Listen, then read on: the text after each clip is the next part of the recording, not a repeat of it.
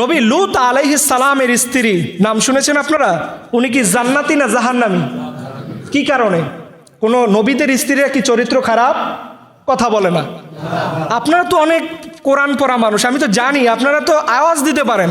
নবীর স্ত্রীদের চরিত্র খারাপ কোনো হাদিস কোরআনে পেয়েছেন? স্ত্রীদের সতীত্ব খারাপ কোথাও পেয়েছেন? তাহলে কেন তারা জাহান্নামে যাবে? এই নবী লূত আলাইহিস সালামের স্ত্রী, নবী লূত বলতো ডাইনে যা, স্ত্রী যাইতো বায়ে। শুধু বায়ে যাইতো বলতে ঘর দিয়ে বেরোয় যাইতো না, মনে মনে নবী লূতের বিরুদ্ধে যারা কলকাঠি নাড়ত, পিছন থেকে নবী লূতের যারা সুতা কেটে দিত, ওই দলের মানুষদের শুধুমাত্র ভালোবাসতো। তাদের কাজকামরে বলতো আমি তোমাদের কাজকাম ভালোবাসি। তাই আমাদের সমাজে এক শ্রেণী মুসল্লি দেখবেন যে হুজুর আমি নামাজ পড়ি, রোজা রাখি, হজ করি, জাকাত করি, সব ঠিক আছে, আমি অমুক দলের ভালোবাসি। তাহলে যেই দলের ভালোবাসেন ওই দলে যদি নামাজের আঞ্জাম না থাকে, তারা রাষ্ট্র ক্ষমতায় গিয়ে যদি নামাজের বিল পাস করে না করে মদের লাইসেন্স দেয়, এইটার গুনার একটা পার্সেন্টেজ আপনি ভোগ করবেন না? এক শ্রেণীর আবার 5 ওয়াক্ত নামাজিরাও আবার জাহান্নামে যাবে। কথাটা কি বিশ্বাস হয়?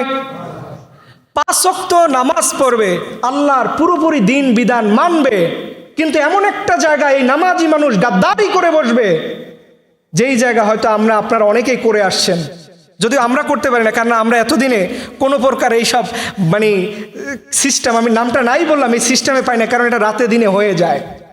আল্লাহ বলছেন যারা নামাজি, তাহলে কি হুজুর প্রশ্ন আসতে পারে নামাজিরা সবাই কি জান্নাতে যাবে? আল্লাহ রাব্বুল আলামিন বলছেন এক শ্রেণীর নামাজিরা আমার সেই দিন জান্নাতে যাবে না। আল্লাহ রাব্বুল আলামিন তাদেরকে বলছেন আল্লাযীনা ইম্মাক্কান্নাহুম ফিল আরদি আকামুস সালাহ। আল্লাহ বলবে এই দুনিয়ার জমিনে অনেক মুসল্লিকে দেখবেন যাদেরকে আল্লাহ রাব্বুল আলামিন বলছেন আল্লাযীনা ইম্মাক্কান্নাহুম, শব্দের দিকে খেয়াল করেন। আল্লাহ বলছে খবরদার, দুনিয়ায় মন যা চায় তেমন করে তুমি কাজ করতে পারো না। একজন মানুষ দেখবেন নিজে আল্লাহওয়ালা, নামাজি, পর্দা পুশিদা করে, নিজের মেয়েকে পর্দায় রাখে, নিজের স্ত্রী পর্দা পুশিদা করে, কিন্তু ওই মানুষটা তার রাষ্ট্রের জন্য, তার সমাজের জন্য এমন একজন নেতা, এমন একজন এমপি, এমন একজন মন্ত্রী, প্রাইম মিনিস্টার বানায়, যেই মানুষটার সংসদে গিয়ে নামাজের বিল পাস করে না। আসরা নাই? আপনি বিবেকের কান দিয়ে শুনবেন, এই যে নামাজ পড়েন নিয়মিত, এখন আপনি যখন আপনার রাষ্ট্র, আপনার এই দুইশো, আপনার 20 কোটি মানুষের নেতৃত্ব দেওয়ার জন্য আপনি ইউনিয়ন চেয়ারম্যান থেকে, ইউনিয়ন মেম্বার থেকে, কমিশনার থেকে, উপজেলা চেয়ারম্যান থেকে, আপনি রাষ্ট্রের সর্বোচ্চ পদে আপনি যাদেরকে আপনার ভোটের মাধ্যমে আপনি পৌঁছে দিচ্ছেন, আমি ক্লিয়ার করে বললাম, আল্লাহ বলছেন আল্লাযীনা ইম্মাক্কান্নাহুম ফিল আরদি আকামুস সালাহ।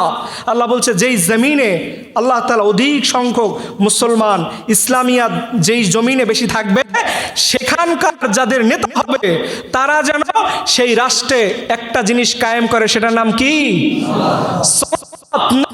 নামাজ। আর আপনি আপনার ভোট দিয়া এমন মানুষকে আপনি এই জায়গাতে পাঠান, যেই মানুষ ওই জায়গায় গিয়ে সেই সময় মদের লাইসেন্স দেয়, ঠিক কিনা? আর আল্লাহ তাআলার ব্যালট বাক্সে আপনি এখন এই আয়াত, আপনারা যারা এখানে শুনবেন, 22 নম্বর সূরার 41 নম্বর আয়াত, এটা আপনি বাসায় গিয়ে যে কোনো তাফসির পড়েন, কোনো তাফসির নিয়ে ভেদাভেদ নাই, সেখানে পড়বেন আল্লাযীনা ইম্মাক্কান্নাহুম ফিল আরদি আকামুস সালাহ। আল্লাহ তাআলা বলছে যেই জমিনে মানুষদেরকে আল্লাহ তাআলা অধীনস্থ করে দিবে। এখন বলেন আমাদের বাংলাদেশে মুসলমান কম না বেশি? তাহলে আমাদের দেশে কি ইসলামিক আইন আছে না নাই? তাহলে এই যে নাই, এটা কার দোষ? জনগণের, ঠিক কিনা বলেন? আপনি ক্লিয়ার হন ভাই, ক্লিয়ার হন। এত কষ্ট করে এই শীতে নামাজ নাই পড়াই তো ভালো ছিল। আমি যদি হিন্দু হইতাম তাও তো ভালো ছিল, অন্তত দুনিয়ায় এই ফজরের নামাজ পড়া কঠিন, এশার নামাজ, আর শীতে তো প্রত্যেক ওয়াক্ত নামাজ পড়া কঠিন। তাহলে আপনি যেন নামাজ পড়ে নামাজ বিরোধী কোনো কার্যক্রম, নামাজ বিরোধী, ইসলাম বিরোধী কোনো কার্যক্রম আপনার মাধ্যমে এই সমাজে প্রতিষ্ঠা না হয়। খুব ক্লিয়ার নামাজের আলোচনা।